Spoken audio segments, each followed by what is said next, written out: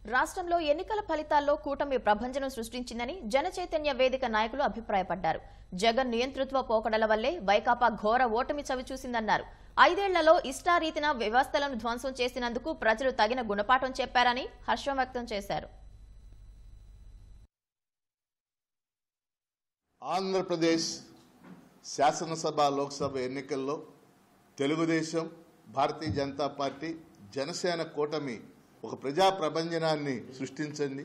ఎవరు ఊహించని ఫలితాలు. బహుశా ఆ పార్టీల నాయకులు కూడా ఊహించున్నారు. 175 స్థానాల్లో 164 స్థానాలు కూటమికి లభించడం, 11 స్థానాలు మాత్రమే వైసీపీకి లభించడం, ఇది ఒక ప్రజా ప్రభంజనం మాత్రమే. దీని ప్రధానమైన కారణం ప్రభుత్వ వ్యతిరేకత. ఆ ప్రభుత్వ వ్యతిరేకత ఏర్పడటానికి మూల కారణం వైఎస్ జగన్మోహన్ రెడ్డి.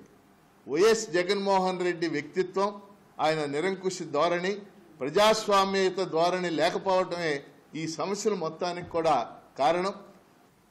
ఈ ఎన్నికల ఫలితాలు భారతదేశం అబ్బురుపరిచేట్టుగా ఉంటాయని నాటి ముఖ్యమంత్రి జగన్మోహన్ రెడ్డి గారు విదేశీ పర్యటనకు వెళుతూ స్పష్టం చేశారు. అదేవిధంగానే అబ్బురుపరిచే విధంగానే ఫలితాలు వచ్చినాయి. ఎవరు ఊహించలేదు కేవలం 11 స్థానాలకి పరిమితం అవుతారని.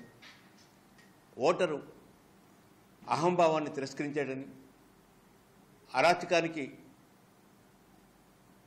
బదులు సమాధానం చెప్పాడని, రాష్ట్రంలో ఇసుక, మట్టి, ఎర్రచందనం, గనులు, రకరకాల మాఫియాలకు వ్యతిరేకంగా ప్రజలు ఓటేశారని, ముఖ్యంగా వ్యవస్థల్ని ధ్వంసం చేసినందుకు ప్రజలు ఈ తిరస్కార భారాన్ని వదిలేరని, గ్రామాల్లో కక్షలు, కార్పణ్యాలు ఇవన్నీ పెరిగినాయని, ముఖ్యమైన నేతలు బూతులు తిరుగుతూ, ఘర్షణకు దిగుతూ, ప్రతిపక్షాలని వేధిస్తూ, ప్రత్యర్థుల్ని వెంటాడుతూ ఉన్న పరిస్థితిని ప్రజలు గమనించి ఈ తిరస్కారానికి అవకాశం ఇచ్చారని భావిస్తూ ఉన్నాం.